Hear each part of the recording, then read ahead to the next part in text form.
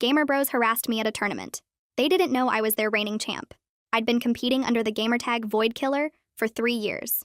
Nobody knew the faceless champion who'd won 5 major tournaments was actually a 19-year-old girl named Ashley. The second I walked into the tournament hall, a group of guys at the registration table started laughing.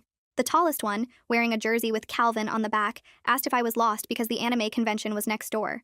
His friend Otto asked if my boyfriend was competing and offered to show me where the girlfriend section was.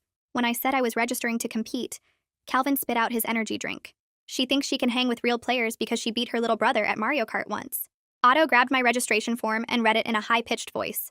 Kevin said I probably used a controller with pink buttons. Calvin grabbed my wrist and forced my hand into position, explaining that real gamers used claw grip. He pressed down until my knuckles cracked. Otto dumped out my equipment, holding up my custom mouse and laughing that it was probably programmed with macros because girls always needed to cheat. When I answered their quiz questions perfectly, Otto accused me of Googling and demanded my phone. Kevin went through my photos making comments about OnlyFans. Calvin noticed my competitor badge and his face went red. He held it up and screamed that diversity quotas were destroying competitive gaming. He cornered me against the registration table and put his hand over my mouth when I tried to speak. His hand pressed so hard I tasted blood. Kevin grabbed my mouse and stepped on the cable until it sparked. Calvin leaned in and whispered, "After I'm done with you, I'm going to find every girl at this tournament and tell them exactly what happens when they try to invade male spaces." The tournament organizer called our pool to the main stage. My hands were trembling so badly I shoved them in my pockets. 3 years of dominating online, and these guys had made me feel like that scared 12-year-old who first got told she didn't belong in voice chat. I sat down at my assigned computer. The screen loaded my account. Void Killer. Calvin was 2 seats away. I watched him glance at my screen, then freeze. He looked at my face. Back at the screen. His jaw dropped. "No way," he whispered. The commentators' voices boomed through the speakers. "And we have a special treat today, folks. 5-time champion Void Killer is competing in person for the first time ever." The crowd erupted. People were standing, trying to see who was sitting at my station. Calvin's face drained of color. Otto and Kevin were frantically whispering to each other. The first match started. Calvin versus me. He was shaking so badly he could barely click. I destroyed him in 4 minutes, the shortest match in tournament history for that bracket. The crowd went insane. Otto lasted 6 minutes. Kevin lasted 5. After each match, I stood up and looked them directly in the eyes. Said nothing. Just let them sit with it. By the finals, the story had spread through the entire hall. People had footage of Calvin's crew harassing me at registration. Someone had recorded Kevin destroying my mouse. Another person caught Calvin covering my mouth. The tournament organizers pulled all 3 aside during the semifinal break. When they came back, their faces were gray. I won the tournament. 6th championship. When I lifted the trophy, the crowd chanted "Void Killer" so loud the walls shook. The post-match interview went viral. The host asked about competing in person for the first time. I told the truth. Every detail about what Calvin and his friends had done. The footage was everywhere within hours. Gaming news sites picked it up. Then mainstream outlets. Calvin's team dropped him before the sunset. Otto lost his streaming partnership. Kevin's sponsorship deals evaporated overnight. 3 weeks later, the tournament organization announced a permanent ban on all 3. Lifetime. No appeals. Calvin tried to apologize publicly, posted a video saying he'd made mistakes and was working on himself. The comments were disabled within an hour. I got messages from hundreds of girls after that. Girls who'd quit competitive gaming because of guys like Calvin. Girls who'd never entered tournaments because they were afraid of exactly what happened to me. I started a mentorship program. Paired experienced female players with newcomers, gave them someone to sit with at LANs, someone who'd already faced the Calvins of the world and won. Last month, one of my mentees won her first regional tournament. She's 15. Her gamertag is Ashley's mouse because she uses the same model I do. After her victory, a guy in the crowd yelled that she probably cheated. She grabbed the microphone and said, "My mentor is Void Killer. You want to say that again?" The room went silent. Then the crowd started laughing. At him. That's the thing about spaces people say you don't belong in. You don't just take them. You hold them open for everyone who comes after you. Calvin streams to about 40 viewers now. Mostly bots. Sometimes I check in just to watch his numbers. Petty? Maybe. But I earned it. I opened Calvin's stream a few days later and watched the viewer count sit at 32. Half the chat is just bots spamming crypto scam links. The other half is maybe 3 actual people asking when he'll play his main game again. He can't. The bans make sure of that. I watch for 5 minutes, then close the tab. The satisfaction hits different every time I check in. My inbox won't stop filling up. Every time I clear 20 messages, 30 more appear. Girls sharing stories about guys who grabbed their controllers at LANs. Girls who got followed to their cars after tournaments. Girls who stopped competing because someone told them they only won because the other player went easy on them. I read every single message. I respond when I can. usually late at night when I should be sleeping. Each story makes me angrier about how normal everyone treated this stuff, like it was just part of gaming culture instead of harassment that should have gotten people banned years ago. Moira Osborne emails me 3 weeks after the tournament. She's one of the main organizers, the woman who actually runs registration and handles competitor issues. Her email is short and direct. She wants to know if I'd help develop an anti-harassment protocol for future events. Real policies with actual consequences, not just a code of conduct buried on page 7 of the rulebook that nobody enforces. I write back within an hour. Yes. Absolutely yes. Because words on paper mean nothing without someone who lived it helping write them. We spend 3 weeks on video calls drafting the policies. Moira pulls in 2 other organizers and a lawyer who specializes in event safety. I tell them exactly what happened at registration. The wrist grabbing, the equipment destruction, Calvin's hand over my mouth. I make them understand that harassment doesn't just happen during matches. It starts the second women walk through the door. The policies we write cover everything. Mandatory harassment training for all competitors before they can register. Immediate removal for physical intimidation. Lifetime bans for documented patterns of abuse. The policies protect competitors from registration through post-event interactions, including online harassment afterward. Moira pushes to include a reporting system where witnesses can submit evidence anonymously. The lawyer makes sure everything is enforceable and won't get the organization sued. The first tournament using the new protocols happens 2 months later. I register as both competitor and observer.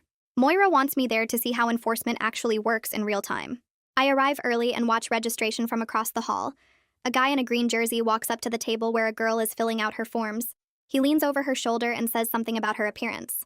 I can't hear the exact words, but I see her shoulders tense. Security is there in under 2 minutes. 2 staff members in yellow vests pull the guy aside before he can say anything else. I watch the security team talk to him near the wall. They're calm but firm.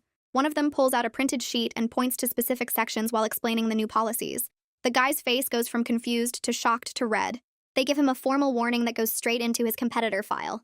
3 strikes and he's banned for life. He looks completely shocked that anyone actually cares about a comment. That tells me everything about how things used to be. How many girls heard worse and nobody did anything because it was just how tournaments were. The girl he targeted finishes her registration and walks toward the practice area. She stops when she sees me. She knows who I am. Everyone here knows who I am after the viral interview. She approaches slowly, like she's not sure if I want to be bothered. She thanks me by name. Says she almost didn't register for this tournament because she was scared of exactly what just got prevented. Her voice shakes when she talks about watching my interview and deciding to try competing in person for the first time. That conversation stays with me for days. I keep thinking about how close she came to not showing up.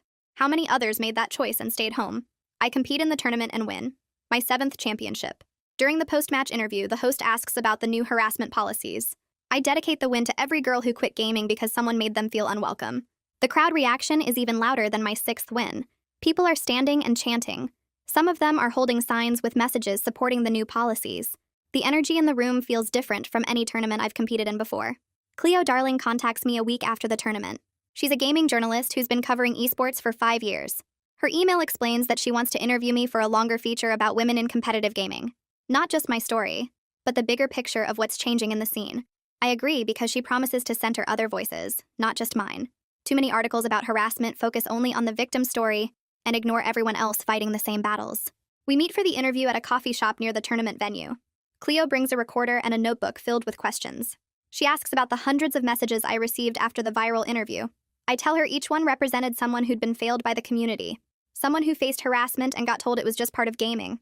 Someone who reported abuse and watched organizers do nothing. Cleo writes everything down, then looks up and asks if I've thought about doing something more structured than individual responses.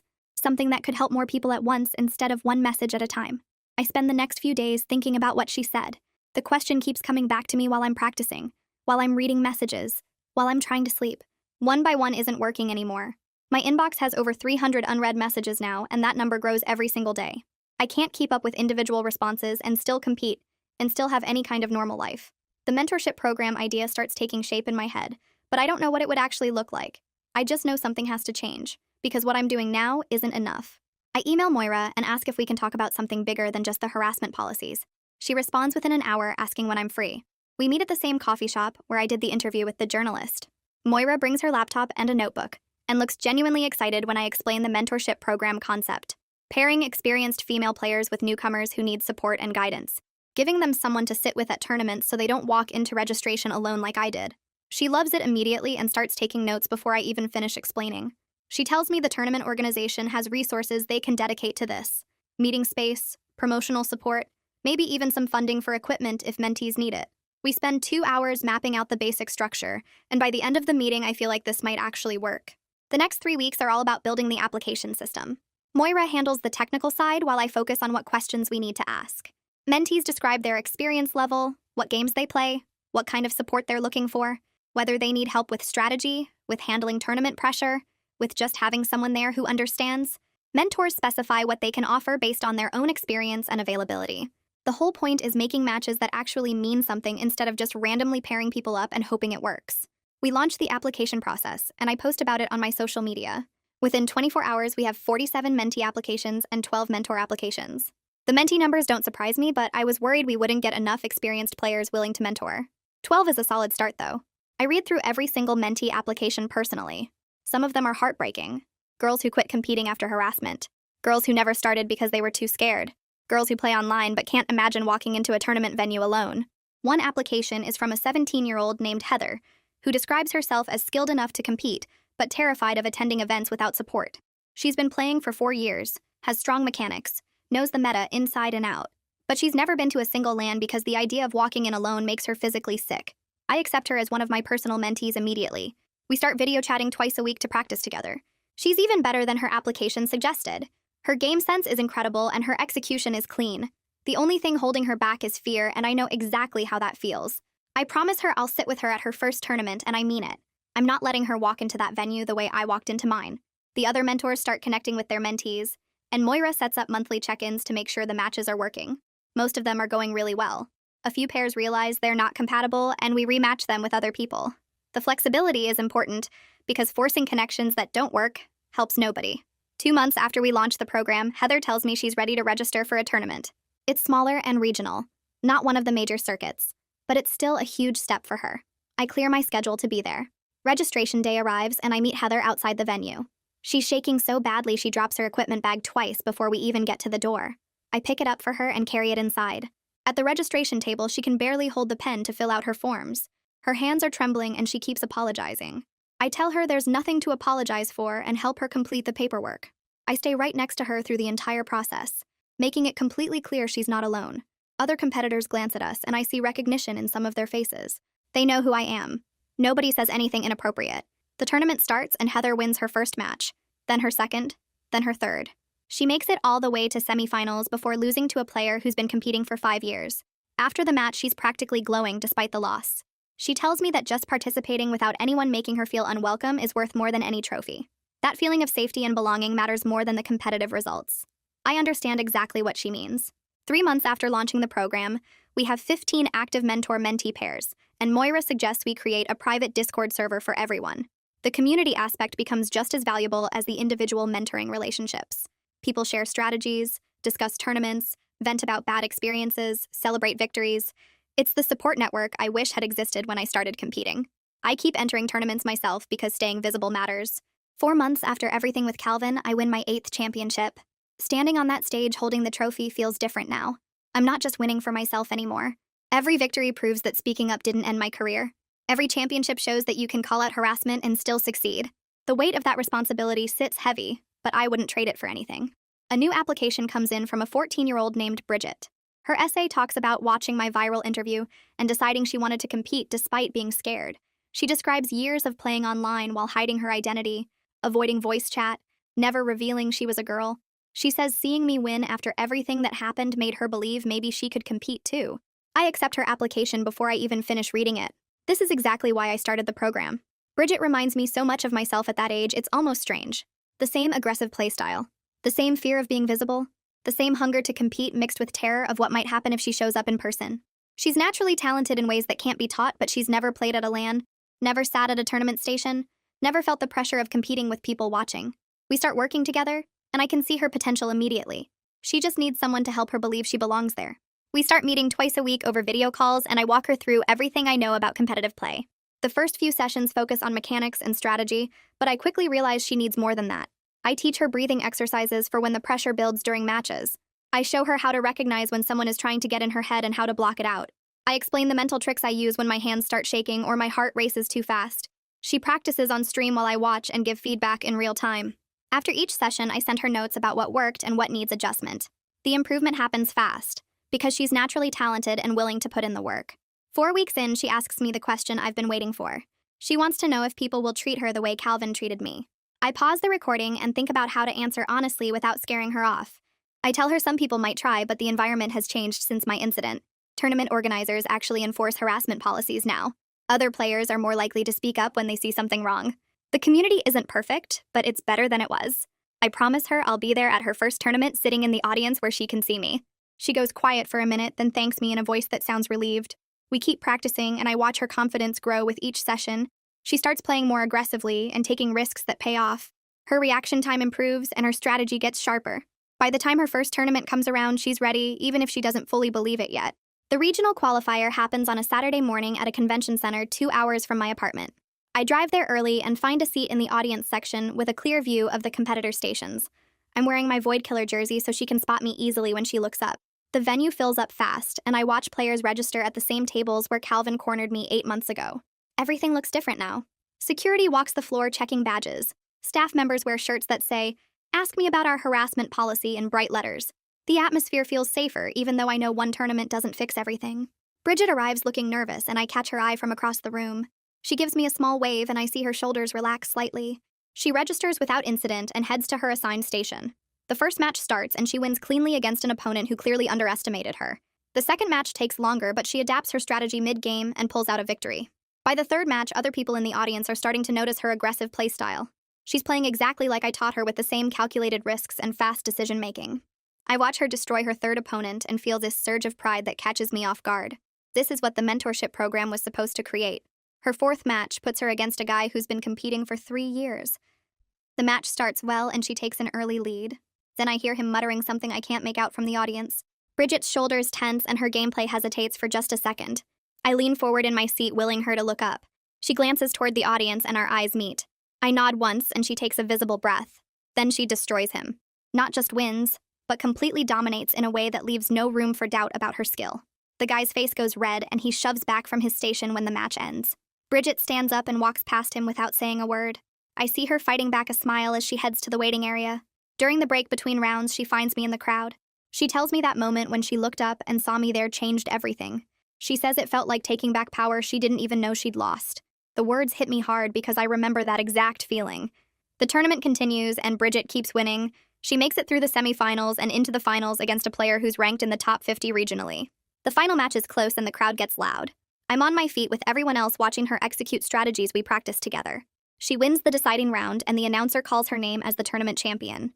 Bridget stands up from her station and points directly at me in the audience before accepting her trophy.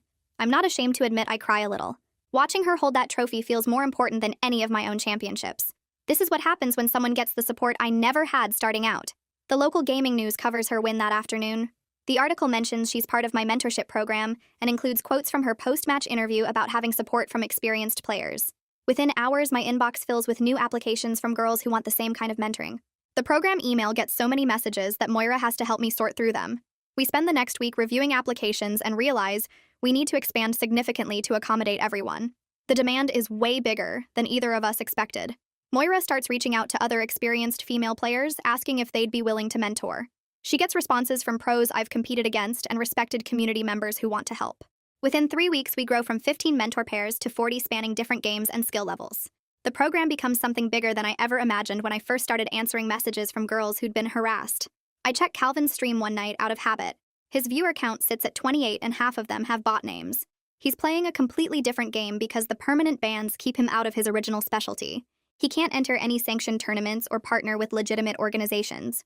The bans are thorough and permanent across every major gaming platform. I watch for a few minutes and notice how his commentary sounds defeated. He's not the same loud, aggressive person who cornered me at registration. The consequences broke something in him that won't come back. I close the stream, feeling that familiar satisfaction. Some people call it petty, but I earned the right to watch his career stay dead. Otto shows up on gaming forums every few weeks under different usernames, trying to participate in strategy discussions or tournament predictions. Someone always recognizes his writing style or catches him referencing details only he would know from his banned accounts. The callouts happen fast and public. Forum moderators delete his posts and ban the new accounts within hours of someone identifying him. I watch it happen on 3 different forums over 2 months, and the pattern never changes. He tries to blend in and contribute like nothing happened, but the community won't let him forget. Gaming forums keep detailed records of harassment incidents, and his name comes up in every major discussion about tournament safety. Some people screenshot his attempts to rejoin and post them with warnings about who he really is. The documented footage of him destroying my mouse gets linked every single time. Kevin disappeared completely after losing his sponsorships. His social media accounts went dark the same week the bans were announced. I heard through other competitors that he took a job doing IT support at some regular company nowhere near the gaming industry. No streams, no tournament appearances, no presence in any gaming spaces online or in person. A few people who knew him before said he tried explaining what happened as a misunderstanding, but the video evidence made that impossible. The footage shows exactly what he did, and there's no way to spin it differently. His career ended, and he had to start over in a completely different field. Some consequences stick forever and close doors that never open again. Meanwhile, Heather wins her first major tournament 8 months after joining the mentorship program. I'm watching the stream when it happens, and the victory feels almost as good as my own championships. She beats a player who's been competing professionally for 3 years, and the final match isn't even close. Heather executes everything we practiced together with perfect timing and confidence. The post-match interview shows her talking about the mentorship program and crediting the support system for helping her compete without fear. 2 other mentees place in the top 10 at different regional events that same month. Another girl from the program makes semifinals at a qualifier tournament and gets noticed by a professional team's scouts. The success stories start piling up faster than I can track them all. Every victory proves the program works and creates space for more girls to compete. Moira sends me updates about new applications coming in after each mentee wins something. The momentum builds on itself as more people see that female competitors can succeed when they have proper support. Lynette contacts me through email asking if I'd be interested in speaking on a panel at a major gaming convention about building inclusive competitive spaces. She works in esports event management and saw the coverage of my story, plus the mentorship program growth. The convention is one of the biggest annual gaming events with tens of thousands of attendees and streaming coverage that reaches millions. She wants me to share my experience and talk about practical changes that actually work beyond just posting statements on social media. Requested Reads is on Spotify now. Check out link in the description or comments. I agree immediately because visibility matters more than comfort.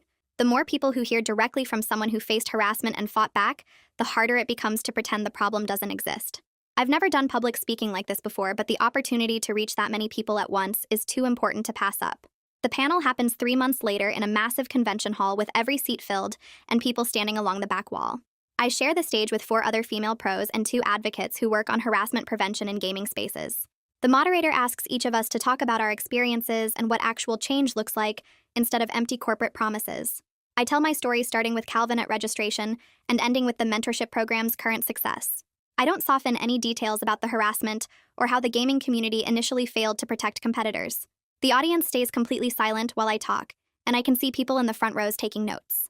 When I finish describing how the permanent bans and new protocols made a measurable difference, the applause is loud enough that the moderator has to wait.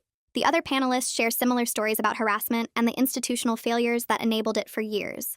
We talk honestly about how most gaming organizations only started caring after viral incidents forced their hand.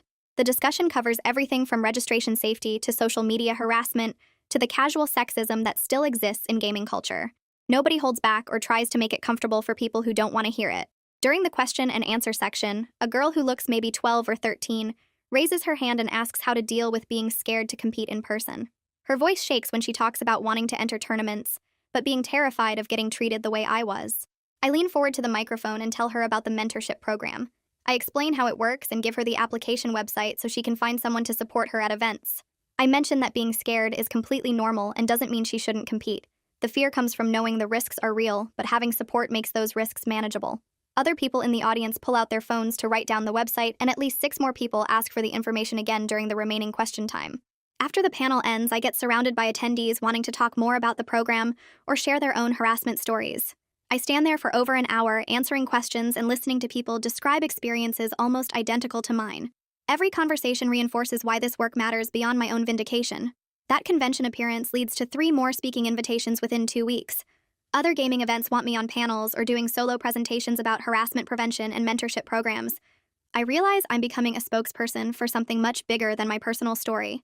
The role is exhausting because it means constantly reliving the worst experience of my competitive career in front of audiences.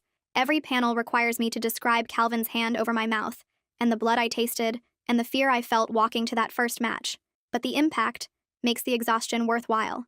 After each speaking event, the mentorship program gets dozens of new applications, and other experienced players reach out, offering to become mentors.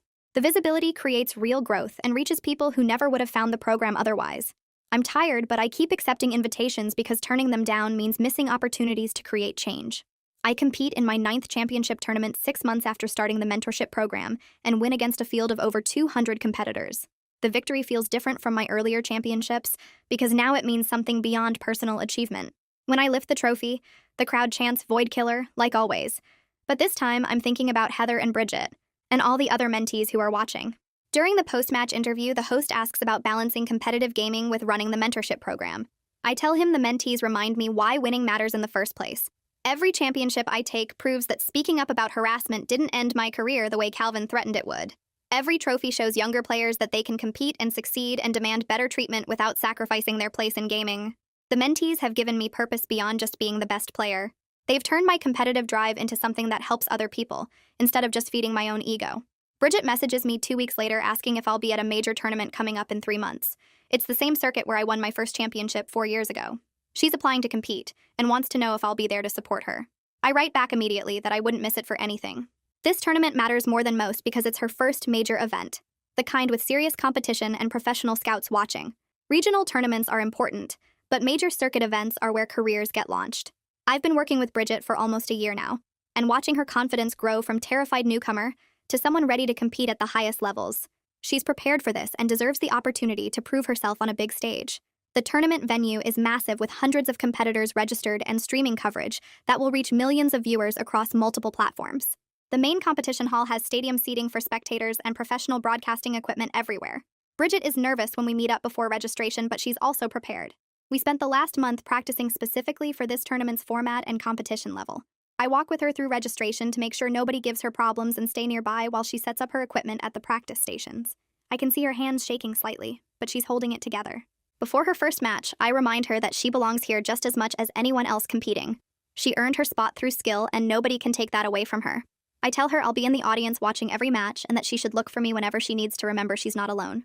She nods and takes a deep breath before heading to her assigned station. I find my seat in the spectator section where she can easily spot me and settle in to watch her compete at the highest level she's ever faced. Her first match starts against someone ranked way below her skill level, but she plays clean and focused anyway. I watch from my seat as she takes control early and closes it out without any showboating. The second match is tougher, but she adapts to her opponent's style and wins in straight rounds. Between matches, she glances up at me in the audience, and I give her a small nod. The third match puts her against a player I recognize from other tournaments, and she handles the pressure without falling apart. Nobody makes comments about her gender or questions whether she belongs there. The other competitors treat her like any other skilled player trying to advance through brackets. I notice guys at nearby stations watching her matches with genuine interest in her gameplay instead of looking for reasons to dismiss her. The tournament staff interacts with her normally during equipment checks and match coordination. This is what I wanted when I started the mentorship program: competitors judging each other purely on skill instead of assuming girls don't belong. The culture shift isn't complete everywhere, but it's happening in spaces like this where consequences for harassment are real and enforced. Bridget makes it to semifinals, which blows my mind because this is her first major tournament and she's already placing higher than players who've been competing for years. Her semifinal opponent has 5 years on the circuit and multiple top 10 finishes at events like this. I can see the experience gap in how he controls the pace and reads her patterns. She puts up a real fight and takes one round off him, but he closes it out in the end. When the match ends, she sits there for a second, looking disappointed, but then she stands up and shakes his hand properly. I meet her outside the competition area after she collects her equipment. She tells me she wished she'd played better in those last 2 rounds. I remind her that making semifinals at her first major is incredible, and most competitors would kill for that placement. She nods, but I can tell she's already analyzing what she could have done differently. That competitive drive is exactly what will make her even better next time. The tournament organizers pull her for a quick post-match interview because her run through brackets got attention from the streaming audience. She sits down in front of the camera looking nervous at first, but then settles in when they start asking questions. The interviewer asks how she prepared for her first major, and she talks about the mentorship program, and how having experienced players to practice with changed everything. She mentions specific things I taught her about staying calm under pressure and not letting intimidation tactics throw off her game. The interviewer asks if she faced any harassment during the tournament, and she says everyone treated her with respect and judged her purely on her gameplay. She credits the new tournament policies and the cultural shift happening in competitive gaming. The interview runs about 8 minutes, and she comes across as genuine and thoughtful instead of giving standard, boring answers. The clips start spreading across gaming social media within hours. People share her comments about the mentorship program and tag our official accounts.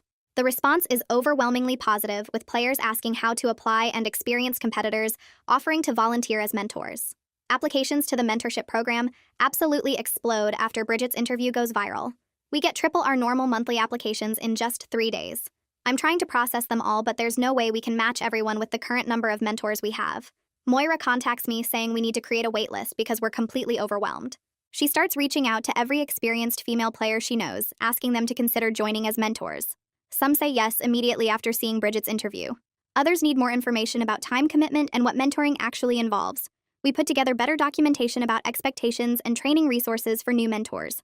Moira sets up group video calls where current mentors can talk to potential new ones about their experiences. The recruiting push is intense, but necessary because we can't leave hundreds of applicants hanging without support. I'm competing in the same major tournament as Bridget, and my matches are scheduled for the next day. Walking into the venue feels different now compared to my first in-person tournament 3 years ago. Nobody questions whether I belong here or makes comments about my gender. Other competitors nod at me or say quick hellos between matches. Some newer players look nervous around me, but that's about my skill level, not about being female. I move through my early brackets without much trouble. The competition gets harder in later rounds, but I've been doing this long enough that I know how to adjust. My semifinal match goes the distance, and I barely pull it out. The finals opponent is someone I've faced online before, and we both know each other's tendencies. The match is close, but I take it in the end. 10th championship. When they hand me the trophy, I feel this weird mix of pride and disbelief. I started competing anonymously at 16 because I was scared of exactly what happened at that first in-person tournament. Never imagined I'd make it to double-digit championships. The victory is sweet and satisfying, but honestly, the mentorship work feels more meaningful now. Winning proves I'm the best player, but helping others compete safely proves the community can actually change. During my championship interview, the host brings up the mentorship program and how much it's grown since I started it. I use the platform to emphasize that we desperately need more experienced players to step up as mentors. The demand is massive, and we can't meet it with our current volunteer base. I explain that mentoring doesn't require being a champion-level player, just someone with tournament experience who can guide newcomers through the process. The host asks what kind of time commitment it involves, and I break down the typical schedule of video practice sessions and attending events together. I make it clear that we provide training and resources for new mentors, so they're not figuring it out alone. The interview reaches a huge audience because championship matches get the most viewership. That same night, 3 professional players contact me directly offering to join as mentors. They all mention seeing the interview and wanting to contribute to the cultural shift. One of them has been competing for 7 years and says she wished something like this existed when she started. Another is recently retired from competition, but still heavily involved in the scene. The third is currently active on a professional team and wants to mentor during her off-season. Having pros volunteer brings serious credibility to the program and will attract even more experienced players. The program expands rapidly over the next few months to 70 mentor-mentee pairs across 8 different competitive games. We're not just focused on my game anymore, but supporting female players across the entire gaming scene. Moira helps establish regional chapters so people can meet in person instead of only connecting online. The chapters organize local practice sessions and group attendance at smaller tournaments. This gives mentees the chance to compete with built-in support systems instead of showing up alone and scared. The organizational structure is becoming real and legitimate, instead of just me answering messages and setting up video calls. We have coordinators for different regions and game categories. We create better tracking systems for mentor-mentee matches and progress reports. The whole thing is turning into an actual organization with reach and impact beyond what I imagined when I first started responding to those hundreds of messages. Heather gets signed to a professional team, which is massive news because they're one of the biggest organizations in competitive gaming. She becomes one of their first female players in the team's entire history. Her signing announcement specifically credits the mentorship program for helping her develop the skills and confidence to compete at the professional level. The announcement gets picked up by major gaming news sites and brings another wave of attention to what we're doing. Applications surge again, and we have to expand our waitlist. The professional team's social media posts about Heather joining get huge engagement with mostly positive responses. Sure, there are still some idiots in the comments making stupid jokes, but they get drowned out by genuine excitement. Other professional teams start paying attention and reaching out asking about our mentorship model. Some want to partner with us to develop their own female player pipelines. The whole ecosystem is shifting in ways that felt impossible 3 years ago. 2 other major tournament organizations invite me to consult on their harassment policies. They want to implement the same standards we established after my incident with Calvin. I bring the same uncompromising approach to their policy development. No more looking the other way when competitors harass each other. No more treating abuse as normal trash talk that's just part of gaming culture. Mandatory reporting systems for harassment complaints. immediate investigation procedures with clear timelines, graduated consequences starting with warnings and escalating to permanent bans for serious violations. Both organizations adopt policies that are even stricter than what I initially proposed. They recognize that half measures don't work, and competitors need to know that harassment has real consequences. The policies go into effect at their next major events, and competitors are required to acknowledge them during registration. Some players complain about political correctness ruining gaming, but they're the exact people these policies are designed to weed out. 10 months after her first major tournament, Bridget competes in another one. I'm in the audience again watching her walk through registration with complete confidence. She's not the nervous kid who needed me to fill out her forms anymore. She moves through early brackets smoothly and efficiently. Her gameplay has evolved significantly since that first tournament. She's incorporated advanced techniques we practiced and developed her own style. The competition gets tougher in later rounds, but she handles the pressure like someone who's been doing this for years instead of months.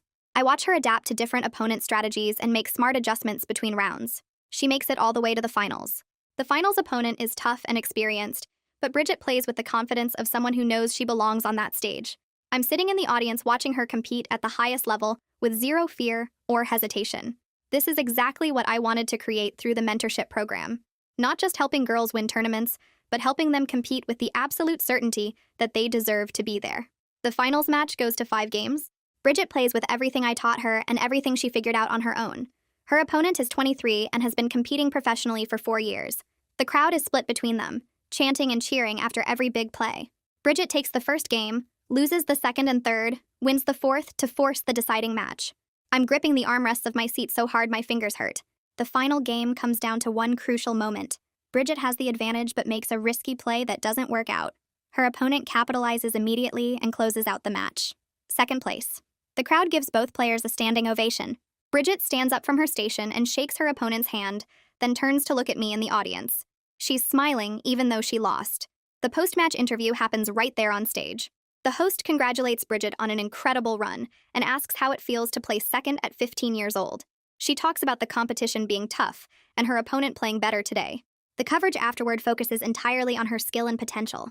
Gaming news sites run headlines about the youngest finalist in tournament history. Nobody mentions her gender as a qualifier or excuse. The articles analyze her gameplay, her strategies, her future in competitive gaming.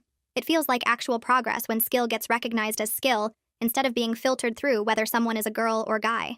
After the awards ceremony, people are filing out of the venue. Bridget is talking to some other competitors near the stage.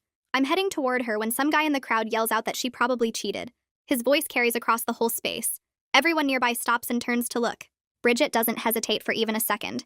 She walks straight to where the microphone is still set up on stage, picks it up, and her voice comes through the speakers. She asks if he wants to say that again, then adds that her mentor is Void Killer. The room goes completely silent. You could hear someone breathing from across the venue. The guy who yelled is standing there frozen. Then someone in the crowd starts laughing. Another person joins in. Within seconds, the entire room is laughing at him, not with him. He tries to say something, but nobody can hear it over the noise. He pushes through the crowd and leaves through the side exit. I watch him go and feel this deep satisfaction that has nothing to do with my own vindication. The community just defended Bridget without me having to do anything. Other competitors are patting her on the back and congratulating her. Tournament staff are smiling. The whole atmosphere shifted in her favor because she stood up for herself and people backed her up instead of attacking her. That moment changes something for me. I've been thinking about this work as holding space open for other girls to compete safely, making sure they don't face what I faced. But watching Bridget grab that microphone and challenge someone who tried to diminish her achievement, I realize she's not just occupying space I'm holding open. She's claiming it as her own. She's making it hers. The next generation isn't just benefiting from the battles I fought. They're fighting their own battles with confidence because they know they have support. They're not scared and alone the way I was. That's what actually matters. Not that I cleared the path, but that they're walking it without fear. 3 weeks later, the mentorship program hits its 1-year anniversary. Moira sends me the statistics. 85 active mentor-mentee pairs across 9 different competitive games. 15 success stories of mentees winning tournaments or joining professional teams. 3 mentees have gotten sponsorship deals. 7 are streaming regularly with growing audiences. The Discord server has over 200 members now, including mentors, mentees, and alumni who stay involved to help newcomers. We're making measurable impact that shows up in actual results. Girls are competing, winning, building careers in gaming. The numbers prove the program works beyond just good intentions. Moira calls me the next day and says the tournament organization wants to talk about expansion. They've been contacted by gaming organizations in 6 other countries, asking about our model. Everyone wants to know how we structured the program, how we match mentors with mentees, how we handle issues that come up. The organization is proposing partnerships to replicate what we built internationally. Moira asks if I'm interested in being involved with the expansion. The idea of going global is overwhelming. I built this program for the girls who messaged me after my story went viral. I never imagined it would spread beyond North America. But if it can help more people, if it can create the same kind of support network in other countries, then obviously I want to be part of that. I tell Moira yes before I can overthink it. 2 months later, I compete in another major championship. I win my 11th title. During the post-match interview, the host asks about my future plans. I announce that I'm stepping back from competing full-time to focus on leading the mentorship program. I'll still compete occasionally, but my priority is the work that creates lasting change instead of just adding more trophies to my collection. The decision feels right. I've proven everything I needed to prove as a competitor. Now it's time to put that energy into building something bigger than my own career. The crowd applauds when I explain what the program does and how it's expanding. Several people come up to me afterward asking how they can get involved as mentors. 3 months after that, Bridget competes in another major championship. I'm not competing this time, so I sit in the audience and watch her dominate every match. She's incorporated new techniques we practiced and developed her own style that's different from mine. Her gameplay is aggressive but calculated. She takes risks but always has backup plans. She makes it through bracket after bracket until she's in the finals again. This time she wins. Youngest champion in that tournament's entire history. When they announce her victory, she points at me in the audience before accepting the trophy. Her gamertag is still Ashley's mouse, the tribute to our mentoring relationship and the equipment Calvin destroyed years ago. The commentators mention the story during the broadcast, how she's part of the mentorship program, how having support from experienced players changed everything for her. Bridget's victory speech happens right there on stage with thousands of people watching in person and hundreds of thousands streaming online. She talks about how having a mentor who understood the specific challenges made all the difference. She encourages other experienced players to join the mentorship program because that support matters more than anyone realizes. The message spreads across gaming social media within hours. Clips of her speech get shared everywhere. Applications to become mentors triple overnight. People who never considered mentoring are reaching out asking how they can help. The impact goes way beyond just Bridget's individual achievement. I watch her lift that trophy and see the same fierce joy I felt at my first championship. But there's something different about her victory compared to mine. I had to fight alone. I had to prove myself to a community that didn't want me there. I had to face harassment and intimidation with nobody backing me up until after I'd already won. Bridget didn't have to do any of that. She competed knowing she had support. She faced that heckler knowing the community would defend her. She built her career knowing there were people who wanted her to succeed. That's the whole point of everything I've been working toward. Not that I survived the harassment and won anyway, but that the next generation doesn't have to survive it at all because we changed the environment they're competing in. That's what victory actually looks like. 2 months after Bridget's championship, the mentorship program hits 100 mentor-mentee pairs. Moira calls me on a Tuesday afternoon with the numbers and asks if I'm ready to make this official. We spend 3 weeks filing paperwork to establish a formal nonprofit organization. Moira becomes executive director because she has the organizational skills, and I have the public profile. We divide responsibilities based on what each of us does best. The nonprofit status means we can accept donations and grants to cover travel costs for mentees attending their first tournaments. We can pay for equipment for girls who can't afford decent setups. We can offer scholarships for tournament entry fees. This thing I started by answering messages in my inbox has turned into something sustainable and bigger than any one person. The structure means it'll keep going even if I step back someday. I still compete occasionally because walking away completely would feel like letting the Calvins win in a different way. 14 months after the original incident, I win my 12th championship at a major tournament in Seattle. The victory feels less important than the message it sends every single time I step on stage. Speaking up about harassment didn't end my career. I'm still here. I'm still winning. Every trophy proves that telling the truth doesn't make you weak or ruin your future. The gaming media covers my 12th win, but spends more time talking about the nonprofit and how many girls are competing now who wouldn't have before. That shift in focus is exactly what I wanted. Calvin's stream is down to 40 viewers now when I check it late one night. Most of the chat is bots spamming crypto scams and fake giveaway links. He's playing a different game because he can't compete in his original specialty anymore with the lifetime bans. His viewer count used to be in the thousands back when he had sponsorships and a team. Now it's just him in a dark room talking to almost nobody. Some people tell me it's petty to check his numbers. Maybe it is. But I earned the right to feel satisfied watching consequences play out. Justice doesn't always happen in situations like mine. When it does, I'm allowed to notice. The thing about spaces people say you don't belong in is that you don't just take them for yourself. You hold them open for everyone who comes after you. I watch the next generation compete without the fear I had at their age. They walk into tournament halls knowing there are policies protecting them, and mentors supporting them, and a community that will defend them if someone tries what Calvin tried. Bridget lifts trophies without anyone questioning if she cheated. Heather joins professional teams without anyone asking if she's just there for diversity. New girls register for their first tournaments without shaking hands or tasting blood. That's the best victory I could have asked for.